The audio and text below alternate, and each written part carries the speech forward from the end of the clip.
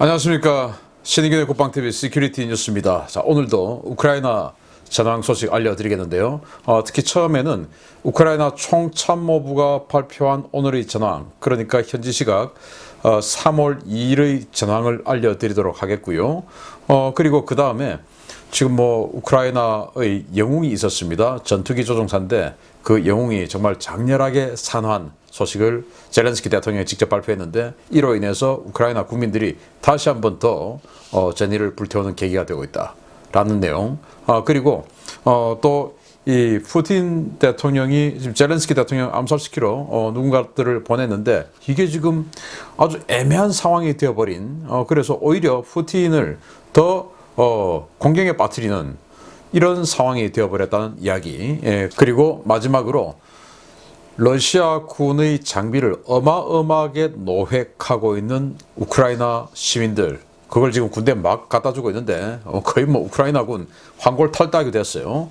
이런 상황, 어떤 무기들이 지금 노획되고 있는지 보여드리도록 하겠습니다. 자, 신인균의 국방TV 구독, 알림, 좋아요, 군사TV 구독, 알림, 좋아요 눌러주십시오. 시작합니다. 자, 전황을 알려드리도록 하겠는데요.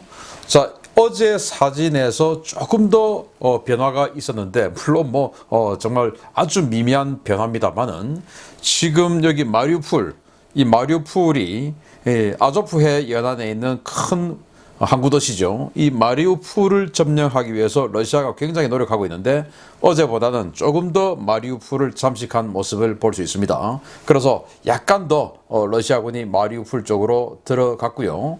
그리고 이 헤르손, 이 크림반도에서 나와서 오데사 지역으로 가기 위한 또 도시 중에 하나인 이 헤르손 지역을 러시아는 전부 장악을 했다라고 주장을 하고 있지만, 실제로는 여기에서 아직은 심각한 공방전이 벌어지고 있다라는 내용을 알 수가 있고요.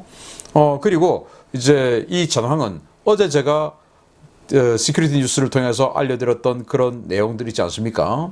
러시아군의 수호이 35 전투기가 격추됐다, 수호이 30 전투기 격추됐다. 그게 지금 반영된 겁니다. 그러니까 제가 알려드리는 내용은 SNS나 그런 것들을 보고 알려드리니까 우크라이나 총참모부가 밝히는 것보다 조금 더 빨라요. 그래서 이제 지금 반영이 된 거고, 제가 어제 저녁에 헬기들이 대거 격추됐다 이런 건 아마 내일 전황에 가세가 될 겁니다. 주요 전가로 보면 5,840여 명의 러시아군을 사상을 시켰고요. 이건 더 누계가 되는 거니까, 그래서 추가로 하루 만에는 백수십 명이 지금 더 늘어난 거죠. 그리고 전차는 총 201대, 그러니까 전차도 지금 한 20대 가량이 하루 만에 더 파괴가 된 겁니다. 장갑 차량 1277대, 야포 133문.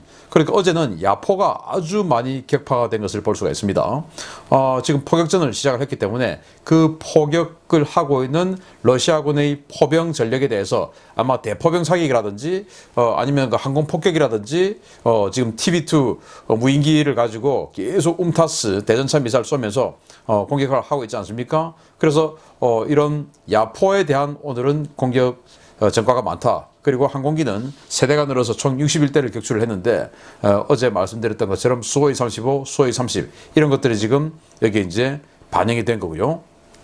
그리고 제2의 도시 하르키우, 이 하르키우 지역에 대해서 러시아가 백파이어 폭격기를 동원해서 여기다가 어마어마하게 순항미사일을 때려버렸어요. KH-55를 무려 16발이나 쏘았는데, 이 16발의 순항미사일들이 거의 대부분 민간인 지역으로 갔습니다. 이 KH-55 같은 경우는 미리 표적 좌표를 입력을 해놓고 그 길을 향해서 날아가는 그런 미사일인데, 그러면은 러시아는 이미 민간인 지역을 표적으로 설정하고 그 길로 보냈다는 말입니다. 그래서 이걸 지금 국제사회는 가만두면 안 된다. 그냥 얼떨결에 날아가는 포탄하고 또 공산 오차가 있는 포탄하고 순항미사일이라고 하는 것은 완전히 정확하게 정밀 타격하는 건데, 이건 우연히 그쪽으로 가는 게 아니고 표적을, 그 좌표를 찍어야만이 가는 거기 때문에 이건 정말 문제가 있다라는 그런 상황이고요.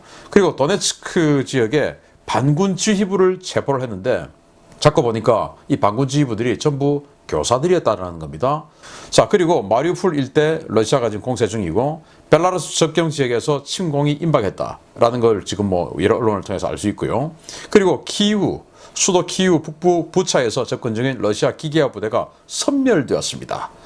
제가 오늘부터 여러분들의 그런 말씀을 들어서 수도 키예프, 우리가 그동안 키예프라고 불렀던 이 수도를 우크라이나 발음으로 키우라고 부르기로 했습니다. 그렇지만 제가 썸네일이나 제목에서는 아직도 이 사실을 모르시는 분들이 많기 때문에 이해를 돕기 위해서 썸네일에는 아직 키예프를 적어놨지만 본문에서는 제가 키우라고 부르도록 하겠습니다. 그래서 키우 북부 부차라는 곳에서 시가지에 들어왔던 러시아 기계화 부대가 완전히 섬멸되어 버렸는데 이 사진입니다. 놀랍지 않습니까? 지금 뭐 여기 보시면 BTR 또 BMP 이런 장갑차들이 잔뜩 완전히 그냥 아비규환으로 이렇게 파괴된 모습을 볼 수가 있는데, 지금 옆에 있는 이 나무들이 비교적 멀쩡하게 있는 것으로 봐서 폭격으로 인해서 이렇게 된 것은 아닌 것 같습니다. 그래서 양 사방에서 아마 대전차 미사일이 날아와서 이게 유폭에 유폭을 일으키고 해서 지금 이런 식으로 정말 뭐 완전히 그냥 전멸이 된 것 같은데, 비극이죠, 이 정도면. 그래서 이 사진을 우크라이나 총참모부가 공개하면서 뭐라고 했냐? 초대받지 않은 자들의 최후. 그러니까 니들 다 가라. 이렇게 되기 전에 다 가라. 이렇게 이야기를 했는데 정말 놀라운 모습입니다. 참 안타깝습니다. 이 장갑차 안에 최소 8명에서 10명씩은 다 타고 있었을 텐데 정말 안타깝습니다. 이런 러시아군의 모습이었고, 자, 지금부터 또 뉴스 알려드립니다. 블라디미르 푸틴 러시아 대통령이 점점 사면초가 상황으로 몰리고 있습니다. 교착된 전황을 풀기 위해서 우크라이나 지도부를 제거하라고 투입한 첩보 조직 내부에서 푸틴의 반기를 드는 더블 크로스, 즉 이중 간첩이 우크라이나를 도우며 우크라이나 대통령 보호작전에 기여하고 있다는 소식입니다.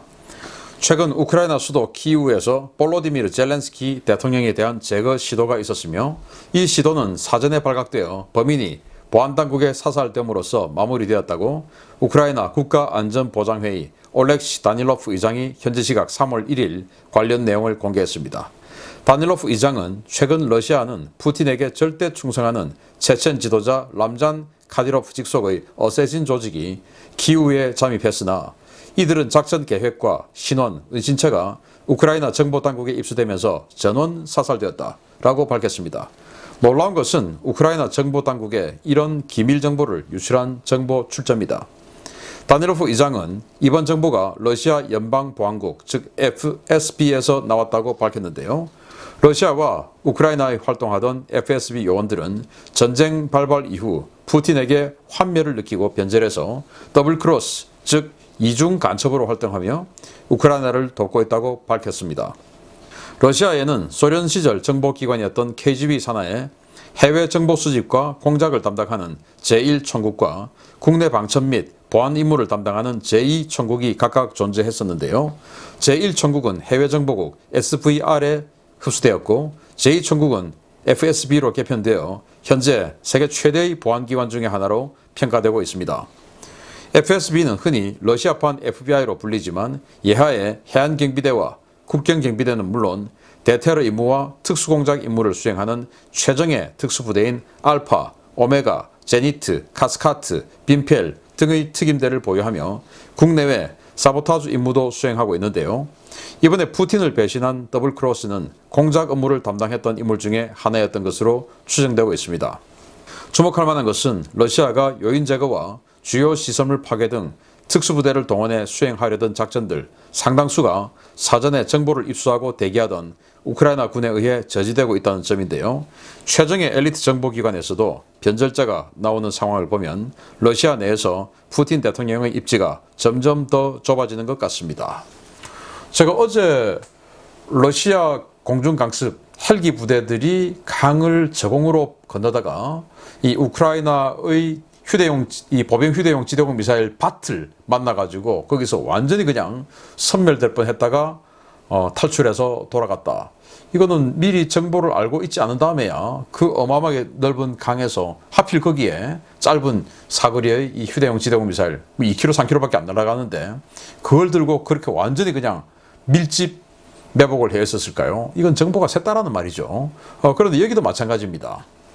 그래서 이 체첸 과거 러시아에서 독립을 하려고 했다가 94년도부터 저 어마어마하게 비극을 겪었던 바로 그 체첸이 러시아에서 완전히 그냥 허수아비 하나 앉혀줬는데 이 허수아비가 절대 충성을 지금 푸틴에게 하고 있죠. 그 체첸 공화국에서 보낸 지금 이제 조직이 암살하려고 했는데 이 정보가 새가지고 그 은신처에 급습을 해가지고 그냥 다 잡아버렸다. 그런데 이게 FSB에 활동하던 더블 크로스, 즉 이중 간첩이라고 하는데 이게 우크라이나에 활동하는 그 우크라이나에게 포섭된 이중 간첩이었는지 저는 뭐 그 확률보다는 이미 CIA에 포섭이 되었던 이중 간첩이었는데 미국의 명령에 의해서 바로 그 정보를 우크라이나에 알려준 뭐 그런 거 아니냐. 그래서 우크라이나 정보 당국이 뭐 제가 뭐 못하다 허접하다 이게 아니고 그만큼 역량이 사실 이런 거 하려면 다 돈인데 이런 역량이 CIA가 아니냐. 그래서 뭐 FSB든 또 일본의 내각조사실이든 다 이제 정보기관들이에요. 또 중국의 국가안전부든 뭐 전부 다 어디든지 자신들의 협조자들을 상대국, 경쟁국 정보기관에 심으려고 노력을 하겠죠. 그런 평소의 어떤 그 노력이 지금 빛을 발한 게 아닌가라고 생각이 되고 그런 노력들이 지금 계속 정보가 새서 섬멸당하는 이런 상황이 생기지 않나라고 생각이 되고 어쨌든 뭐 저의 예상입니다만은 미국이 이런 식으로라도 도와주니 좀 다행이다라는 생각을 합니다. 아무튼 이 FSB 내에서 이렇게 반란자가 생겨서 정보를 알려줬다라는 게 또 러시아에 알려지면 푸틴 대통령 입지가 조금 더 좁아지게 되겠습니다. 두 번째입니다. 난세는 영웅을 만든다고 했습니다. 우크라이나의 조작이라는 설이 돌 정도로 미그-29 전투기를 타고 종횡무진 활약하고 있는 고스트 오브 키예프에 이어 개전 초 키이우 상공의 제공권을 지켜낸 우크라이나의 전설적인 파일럿이 전사했다는 소식입니다. 그의 명예로운 전사 소식에 우크라이나 군은 물론 주민들도 더욱 전의를 다지는 분위기입니다. 2월 24일 러시아의 파상 공세 속에서 키이우 방어전에 참전해 제공권 유지에 혁혁한 공을 세웠던 콜사인 그레이 울프, 올렉산드르 옥산첸코 공군 대령이 전투 중에 순직했다고 볼로디미르 젤렌스키 우크라이나 대통령이 현지 시각 3월 1일 밝혔습니다. 그는 늦은 저녁에 특별 성명에서 지난 금요일 밤에 우리는 키이우를 적으로부터 지키려던 세계 최고의 전투기 조종사 중에 한 명인 영웅을 잃었다 라며 나는 순직한 그를 기리며 그에게 우크라이나 국가 영웅 칭호를 수여한다 라고 밝혔습니다. 순직한 옥산첸코 대령은 수호이 27 전투기를 운용하는 우크라이나 공군 최정예 비행 부대인 제831 근위 전술 항공여단의 조종사로 2000시간 이상의 비행 시간을 기록한 베테랑입니다. 그는 영국과 체코 등 세계 유수의 에어쇼에 참가해서 눈부신 공중 기동을 보여주며 고개 비행상을 휩쓸었고 2018년 마지막 고개 비행을 끝으로 화려하게 퇴역했습니다. 고향에서 여생을 보내던 노장 옥산첸코 대령은 지난 2월 중순 우크라이나에 비상사태가 선포되자 근무하던 부대로 복귀했고 2월 24일부터 순직한 2월 25일 이틀간 쉴 새 없이 반복 출격하며 북부전선 제공권 사수에 혁혁한 기여를 했다고 젤렌스키 대통령은 밝혔습니다. 그가 맡은 임무는 수도 키이우를 공습하려는 적기를 차단하는 것이었는데요. 그는 수호이 30과 수호이 35 등 러시아의 최신 전투기를 맞아 화려한 공중 기동으로 그들을 농락했고 무장을 소진시킨 뒤에 키이우 외곽으로 유인하는 임무를 훌륭하게 수행하던 중에 벨라루스 쪽에서 날아온 S-400 지대공 미사일의 집중 세례를 받아 공중에서 산화했습니다. 4년 전에 퇴역했고 국가가 위기에 처하자 환갑에 가까운 나이에 다시 조종관을 잡은 옥산첸코 대령의 헌신은 전선에서 싸우고 있는 군인들과 주민들에게 큰 귀감이 되고 있는데요. 또 하나의 영웅 탄생이 우크라이나를 더욱 단결하게 만들어주고 있습니다. 4년 전에 퇴역한 예비역 대령이에요. 공군 대령 옥산첸코, 알렉산드르 옥산첸코. 뭐 영어로는 알렉산더라는 이름이겠죠. 자, 이분이 2000시간의 비행, 뭐 우리 서방 특히 뭐 미국 같은 경우는 709 사령관쯤 되면 한 3000시간 비행하고 해요. 그 전쟁을 많이 하니까. 우리 한국 공군도 교관 조종사 1500시간, 2000시간 뭐 우습게 하죠. 그런데 여기는 그만큼 연료라든지 작전이라든지 많지 않은 곳입니다. 이런 곳에서 2000시간은 정말 어마어마한 비행시간인데요. 우리 한국 공군 조종사가 1년에 한 100시간씩 조종하니까 그걸 20년 동안 계속 조종했다라고 보면 2000시간 아니겠습니까? 대단한 거죠. 그런데 고개 전문이었어요. 우리가 지금 블랙 이글스에 계속 있었던 분이다. 그래서 영국의 리아트 에어쇼 이런 데 가서 뭐 고개 비행상 휩쓸고 뭐 이렇게 했던 사람인데 2018년 고개비행 마치고 그리고 이제 은퇴를 한 겁니다. 퇴역을 했죠. 그런데 이번 전쟁을 통해서 다시 조종사들이 이제 비상 소집되니까 예비역으로서 다시 참전했고 현역에 복귀를 했고 그러면서 나이가 들어도 워낙 잘하니까 자기 애기 뭐 지금 현재 우크라이나군 현역에 있는 비행기들은 다 조종사가 세팅되어 있지 않겠습니까? 그럼에도 이 사람이 워낙 잘하니까 이런 노장임에도 불구하고 비행기를 타고 이틀 동안이나 계속적인 출격을 해서 러시아군을 유인하는 또 키우 상공에서 몰아내는 이런 역할을 했는데 벨라루스하고 키우하고 한 100km밖에 안 되니까 이 벨라루스하고의 접경 지역에 S-400 지대공 미사일 포대가 배치가 되었고 이 S-400의 사거리가 150km가 넘어요. 그러니까 이제 키우 북쪽에서 기동을 하다가 이 S-400 미사일들이 대량으로 들어와 가지고 결국은 이렇게 이 모습으로 추정한다라고 합니다. 이렇게 해서 지금 이제 격추가 되는 격추가 돼서 여기 맞아서 점점 해서 이제 추락해서 격추되는 이 모습이 바로 이 옥산첸코 대령의 산화하는 모습이다. 그래서 영웅 칭호를 준다라고 하는데 이 모습에서 뭐 11대를 격추했다라고 하는 그 키예프 유령 미그 29 조종사 실화인지 아닌지는 알 수 없으나 이 옥산첸코 대령은 실화죠. 그의 업적도 생전 업적도 실화고 그렇기 때문에 이런 환갑에 가까운 노장이 조국을 위해서 이렇게 싸우고 있는 이 모습이 알려지면서 우크라이나 국민들이 더 단결하고 있다라는 소식을 전해드리는데 참 가슴 뭉클하네요. 세 번째입니다. 세르게이 쇼이구 러시아 국방장관은 이번 우크라이나 침공의 목표가 우크라이나의 비무장화를 통한 러시아의 국가안보 달성이라고 밝혔는데요. 전쟁이 계속될수록 러시아가 원하는 반대 방향으로 상황이 전개되는 모양새입니다. 우크라이나군이 막대한 양의 러시아군 장비를 고스란히 노획해서 급속도로 현대화되고 있다는 소식입니다.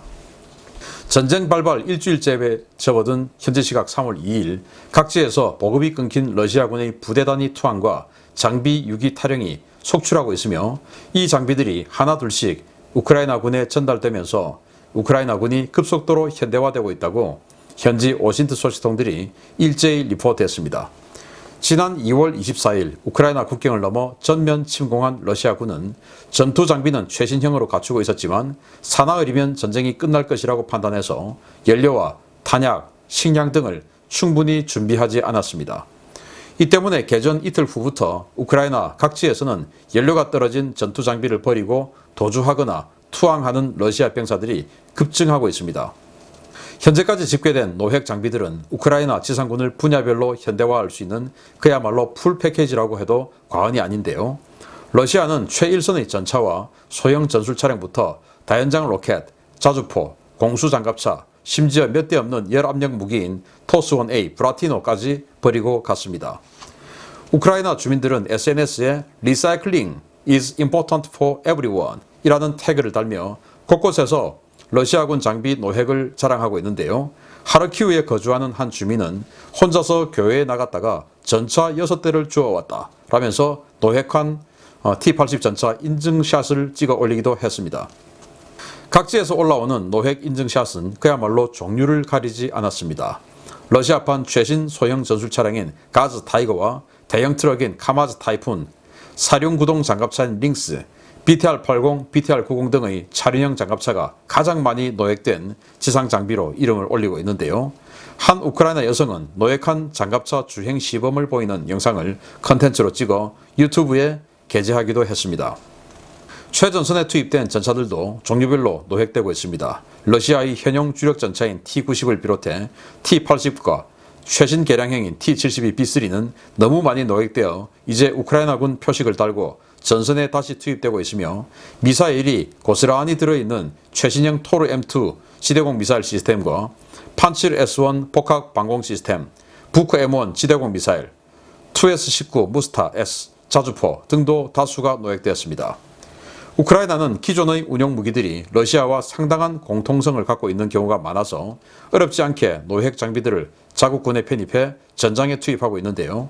러시아의 침공이 수십 년간 정체되었던 우크라이나 군의 현대화에 그야말로 혁혁한 공을 세우고 있습니다. 우크라이나가 1991년 말에 독립한 이후에 지금까지 쇠무기 거의 도입 안 했죠. 그래서 지금 제일 새 걸 하더라도 30년 된 무기인데 그걸 지금 이번 전쟁을 통해서 뭐 제가 이 불행한 전쟁을 희화화할 생각은 없지만 어쨌든 우크라이나인들의 용기 그리고 희망을 일깨워주는 차원에서 그냥 이런 말씀을 드립니다. 어쨌든 이렇게 노획된 장비들이 워낙 많다 보니까 얼떨결에 지금 우크라이나군이 현대화되고 있다 라는 그런 농담이 SNS에 계속 돌고 있을 정도라는 겁니다.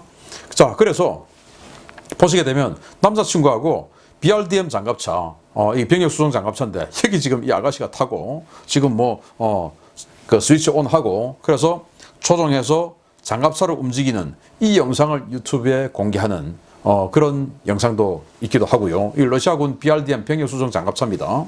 자, 여긴 토르 M2 방공 시스템을 완전 통으로 지금 하나 주셨고요. 또 여기 마스타 S150mm 자주포, 이거 뭐 최신형은 아닙니다만은 그냥 러시아가 주력으로 쓰고 있죠.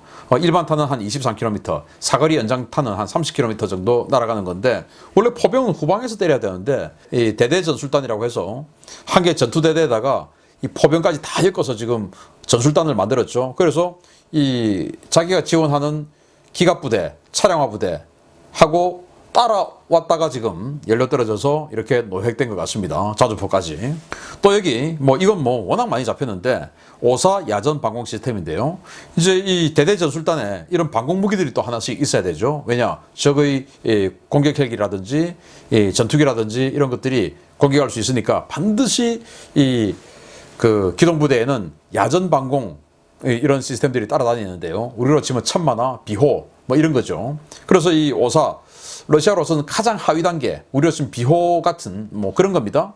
여기 이제 사거리 한 13km 정도 되는 단거리 미사일 장착되어 있고요. 이거는 워낙 많이 돼서 트랙터로 끌려가고 이렇게 지금 기중기로 해서 트레일러에 실어서 갖다 주고 주민들 지금 신났습니다. 우리 군대 더 좋아지겠다 해서 막 이렇게 실어가는 야전 방공 시스템.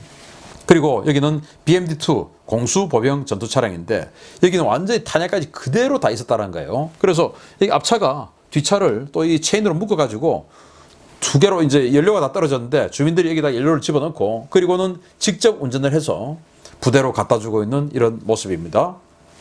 또 여기는 정말 이게 제일 대박인데요. 자, 여기 보시면 6대의 러시안 탱크를 내가 산책 나왔다가 주웠다라는 거예요, 이 사람이. 그래서 여기 지금 셀카로 찍어가지고 뒤에 T-80 뉴 전차인데 우리 한국의 3기갑 여단에도 있는 거 바로 그거 아닙니까? 이거 6대를 주웠다.